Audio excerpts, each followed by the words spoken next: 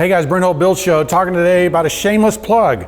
I just turned in my millwork book, but you can get this in the meantime. Come join me today in the Build Show.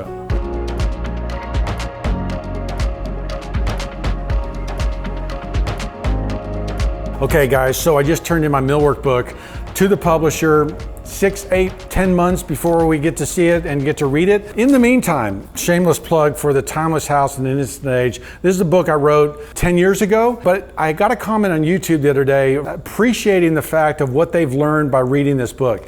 And so I went back and looked at some of the things that we were doing, and really a lot of the stuff that I do on YouTube, that I do on my videos, sleuthing houses, that's what I learned at North Bennett Street. That's what I teach in this book. Ideas about, the architect today, and people are amazed that the architect doesn't know as much as they used to know. We don't teach classical and traditional design in architecture schools anymore. Notre Dame, there's a few small ones. Realize that 98% of architects aren't trained in traditionalism.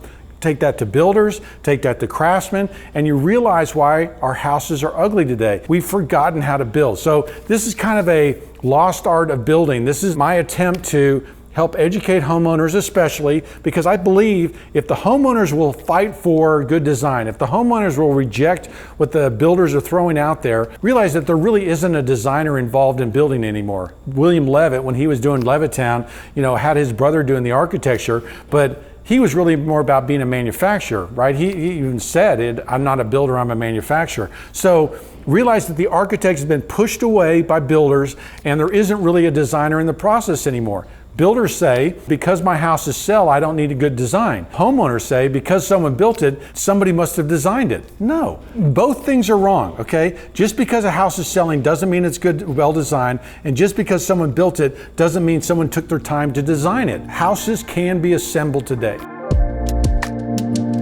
I want to take you back to my library and show you 4 or 5 seminal books that should be in your library as you research and try to figure out the best house. Okay guys, so here we are in the library. My first book is the Marian Casado's Get Your House Right. I think this explains a lot of the traditional ideals as well as any book out there. She has things to avoid, things to use, how to build windows in this case, how to do columns. I mean, there's so many good things here, so many traditional ideas that it should be your starting place. Another book is called Traditional Construction Patterns. This one's by Steve Muzan.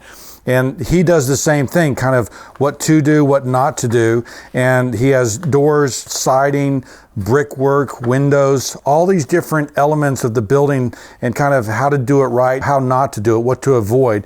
And you can just see kind of the do's and don'ts that he has for windows and layout, gable end returns. And remember, I talk about those all the time. So this is a great book. As far as kind of history of building, I love this book, Suburban Nation. It explains the rise of sprawl. It explains, why neighborhoods look the way they do, why we have problems with our houses and our roads and highways and what the car has done to design and everything else. So that's a great book. I highly recommend it. There's a book by Jonathan Hale, The Old Way of Seeing. It was one of the first books that I read that really helped me figure out regulating lines, figure out why historic houses were more beautiful than new houses, all kinds of great information of how to think about building, how to think about design. And then this is the book I got when I first started at North Bennett Street.